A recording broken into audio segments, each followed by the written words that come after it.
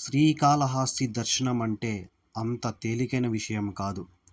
మనం అనుకుంటే కాదు, ఆయన పిలుపు రావాలి అన్న చాగంటి గారి మాటలు నిజమే. నేను ఒక 5, 6 సంవత్సరాల నుంచి అనుకుంటున్నాను శ్రీకాళహస్తికి వెళ్ళాలి అని. కానీ ఏ రోజు కూడా కుదరలేదు. మొన్న రీసెంట్‌గా తిరుమలకైతే వెళ్ళాము. నేను నా ఫ్రెండు. ఇక అక్కడైతే దర్శనం అయిపోయింది. ఒక 2 రోజులు తిరుమల చూసుకొని వచ్చేద్దాం అనుకుని వెళ్ళాము. కానీ అక్కడైతే త్వరగా అయితే దర్శనం అయిపోయింది. ఇక నెక్స్ట్ వన్ డే ఉంది ఎక్కడికెళ్ళాలి అనుకుంటే అప్పుడు సరే శ్రీకాళహస్తికి వెళ్దాము అనుకున్నాము. అంతే వెళ్ళాము. సాయంత్రం అక్కడికి వెళ్ళాము. నైట్ అక్కడే పనుకొని మార్నింగ్ 6కంతా గుడిలోకి వెళ్ళిపోయి ఒక 1 అవర్‌లో దర్శనం అయితే మనకి అయిపోయింది. లోపల మొత్తం బాగా దేవుళ్ళని బాగా చూసుకొని వచ్చేసాము. అప్పుడు అనిపించింది ఇన్ని రోజుల నుంచి అనుకుంటాను, ఇన్ని సంవత్సరాల నుంచి అనుకుంటున్నాను, ఏ రోజు కుదరలేదు. అనుకోకుండా సడన్‌గా వెళ్ళాలి అనుకున్నాము, వెళ్ళి వచ్చేసాము. అప్పుడు శివయ్య అనుకున్నాడేమో, నన్ను పిలిచాడేమో అనిపించింది.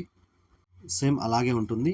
ఇక్కడ టెంపుల్లోకి వెళ్ళేటప్పుడు స్టార్టింగ్ ఒక 5, 6 గంటలకి లోపలికి వెళ్ళిపోతే మనకి దర్శనం అనేది త్వరగా అయిపోతుంది. ఇక కొంచెం లేట్ అయిందనుకో, ఒక 7, 8, 9 అలా అయిందనుకో, ఇక్కడ భక్తులైతే ఫుల్గా వచ్చేస్తారు. మేమైతే 4:30, 5:30 అట్లా స్నానాలు చేసి త్వరగా గుళ్ళోకి అయితే వెళ్ళిపోయాం. మాకైతే ఏ రష్ లేకుండా ప్రశాంతంగా అయితే దర్శనం అయితే జరిగింది. కాంచీపురంలో పృథ్వీలింగం, జంబుకేశ్వరంలో జలలింగం, అరుణాచలంలో అగ్నిలింగం, చిదంబరంలో ఆకాశలింగం, శ్రీకాళహస్తిలో వాయులింగం. ఇవి పంచభూత లింగాలు. శ్రీకాళహస్తిని వాయులింగం అని ఎందుకంటారంటే స్వామి దగ్గర ఉన్న కుడివైపు ఉన్న దీపం గాలికి అలా కదిలినట్టు కదులుతూ ఉంటుంది. మిగతా ఉన్న ఎన్నో దీపాలు ఉన్నాయి కానీ అవి ఏవి కదలవు. ఆయన కుడివైపు ఆయన ఎదురుగా ఉన్న దీపం మాత్రమే గాలి కదిలినట్టు ఉంటుంది. బ్రిటిష్ కాలంలో కూడా ఎందుకు ఇది కదులుతుందని ఏదైనా చిన్న హోల్ ఏమైనా ఉందా, అందులోంచి గాలి వచ్చి ఈ దీపాన్ని కదిలిస్తుందా అనుకున్నారు. తలుపులన్నీ మూసేశారు, గుడి చుట్టూ పరదాలు అయితే కట్టేశారు. కానీ అయినా కూడా అది మాత్రం ఆ గాలికి కదిలినట్టు ఆడుతూనే ఉంటుంది. అప్పుడు అనిపించింది ఇక్కడ స్వయంభుగా స్వామివారు ఉన్నారని అర్థమైంది.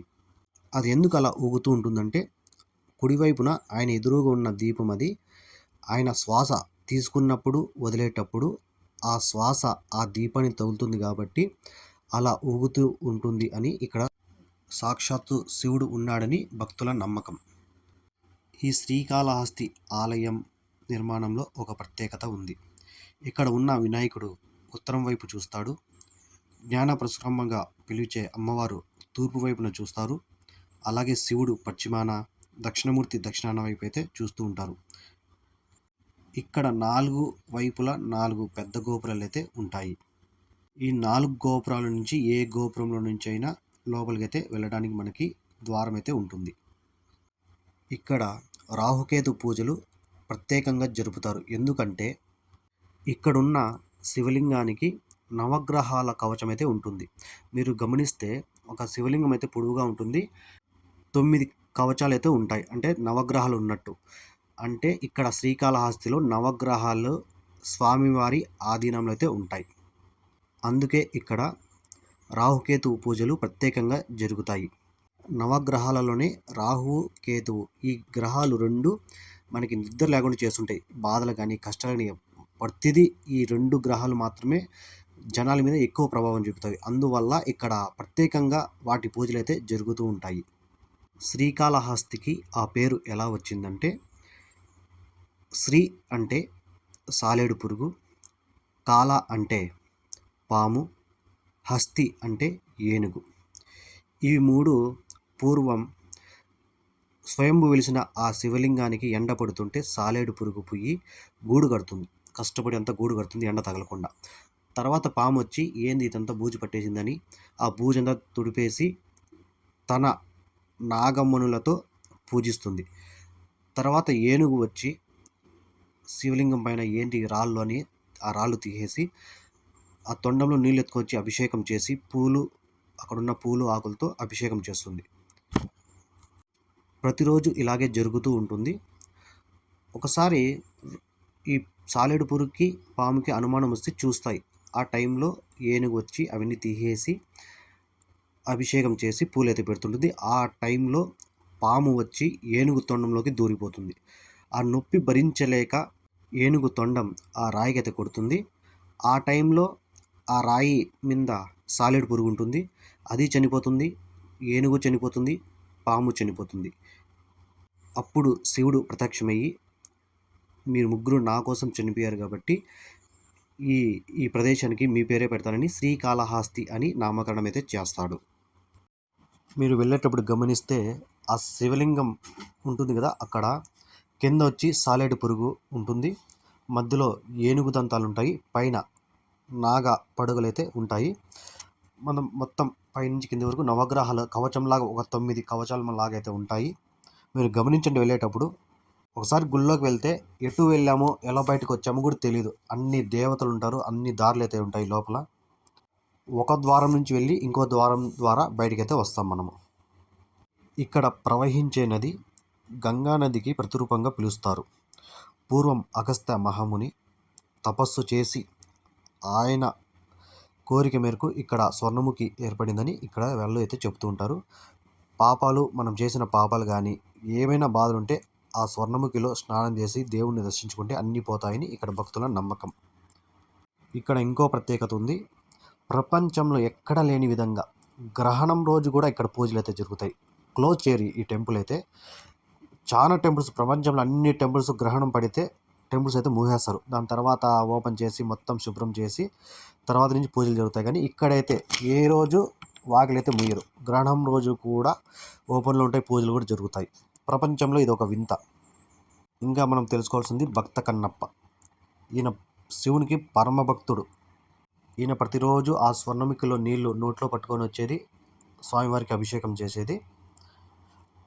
అలా ప్రతిరోజు చేసేవాడు. ఒకరోజు శివయ్య కంట్లో నుంచి రక్తం వస్తుంది. అది చూసి చాలా భయపడిపోతాడు. ఎన్నో వలిమూలికలు, ఆకులు అన్నీ తెచ్చి కట్టినా కూడా రక్తం అయితే నిలబడదు. ఆ టైంలో ఆయన దగ్గర ఉన్న బాణంని తన కన్నులో పొడుచుకొని ఆ కన్ను తీసి ఒక కన్ను పెడతాడు. అదైతే నిలిచిపోతుంది. తర్వాత ఇంకో కన్నులో నుంచి బ్లడ్ వస్తుంది. తర్వాత ఇంకా ఏం తెలియక ఆయన కాలు ఉంటుంది కదా, ఆయన కాలు బటనవేలు ఆయన దగ్గర ఉన్న కన్నుకి పెట్టి, అంటే గుర్తు, ఒకవేళ ఆ కన్ను లేదనుకో ఆయన మళ్ళీ ఆ కన్ను పెట్టాలి కాబట్టి ఎక్కడ పెట్టాలో తెలియక గుర్తుగా ఆ కంటి మీద ఆయన బొటనవేలు పెట్టి కన్ను ఆయన పీకేసి మళ్ళీ ఆ కాలు తీసేసి ఆ కనుగుడ్డ అయితే అక్కడ పెడతాడు. అలాంటి భక్తికి మెచ్చి పరమశివుడు ఆయనకి ఈయన ఉన్న శ్రీకాళహస్తిలో ఉన్న దాని పైన కొండ ఒకటి ఉంటుంది, అక్కడ ఆయనకైతే నువ్వు ఇక్కడే ఉండాలి, నీకు భక్తులు ఇక్కడ గుడి కడతారని ఆయనైతే అప్పుడైతే చెప్తాడు. ఈ కొండపైన భక్త కన్నప్ప టెంపుల్ ఉంటుంది. ఫస్ట్ అక్కడే అయితే పూజలు జరుగుతాయంట. ఫస్ట్ అక్కడ పూజలు జరిగిన తర్వాత కింద శ్రీకాళహస్తిలో పరమశివునికి అయితే పూజలు జరుగుతాయి. ఇక్కడ శ్రీకాళహస్తిలో శివుడు శ్రీకాళహస్తీశ్వరుడుగా ఇక్కడ పూజలు అయితే అందుకుంటుంటాడు.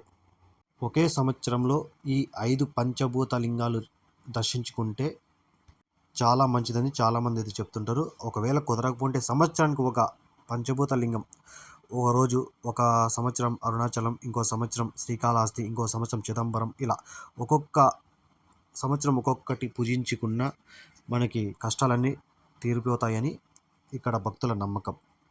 మనకి గుడి పక్కనే హోటల్స్ కానీ రూమ్స్ కానీ అయితే ఉంటాయి. చాలా తక్కువ, 500కి వచ్చి ఫ్యాన్ 2-3 పనుకోవచ్చు. ఇక మనకి ఏసీ కావాలనుకుంటే ఒక 800 నుంచి స్టార్టింగ్ అయితే, ఒక 2-3 అయితే పనుకోవచ్చు. మేమైతే 2 వెళ్ళాం కాబట్టి మేము ఏసీ అయితే తీసుకోలేదు.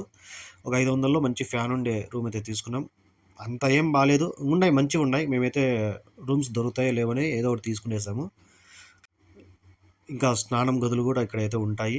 ఇక్కడ స్వర్ణముఖి దగ్గర వాటర్ కూడా వస్తుంటాయి, లేదంటే ఆ నదిలో కూడా మునగచ్చు. మేము స్టార్టింగ్ మార్నింగ్ అంతా దర్శనం చేసుకొని ఇక్కడ లోపల లడ్డు ప్రసాదం తీసుకొని అక్కడే పులిహోర అయితే ఇస్తారు. ఆ పులిహోర అయితే 3 ప్యాకెట్లు అయితే తినేసాము, నేను నా ఫ్రెండు. చాలా టేస్ట్గా ఉంది, చాలా రుచిగా ఉంది. బయట ఎక్కడ కూడా అంత టేస్ట్గా అయితే ఉండదు నాకు అనిపించింది. ఆ పులిహోర తిన్నప్పుడు అనిపించింది అంటే ఎంత టేస్ట్గా ఉంది అనిపించింది. ఖచ్చితంగా దర్శనం చేసుకున్న తర్వాత పులిహోర అయితే మార్నింగ్ అయితే ఉంటుంది, ఒక 7-8కి వెళ్ళినా కూడా ఉంటుంది. ఆ టైంలో తీసుకొని తినండి, మంచి రుచిగా అయితే ఉంటుంది. లోపలే ఇస్తారు, మనకి లడ్డూలు ఇస్తారు కదా, అక్కడే అయితే ఇస్తారు. రూమ్స్ కావాలంటే బయట దూరం పోవడం అవసరం లేదు, గుడి పక్కనే అయితే ఉంటాయి.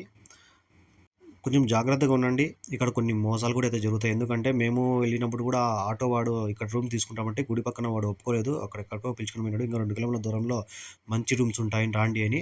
కానీ మేమైతే ఇక్కడే దిగిపోయాము. ఇక్కడే గుడి పక్కనే అయితే రూమ్ తీసుకున్నాం. ఎందుకంటే మేము మళ్ళీ మార్నింగ్ స్నానం చేసి వెళ్ళేకి కొంచెం దగ్గరగా ఉంటుంది కాబట్టి మీరు కూడా అలా దగ్గరలో ఉండేదే తీసుకోండి. ఈ వీడియోలో ఏమన్నా తప్పులుంటే క్షమించండి. మీకు ఇంకా తెలిసిన ఏమన్నా విశిష్టతలుంటే కామెంట్ సెక్షన్‌లో కామెంట్ చేయండి.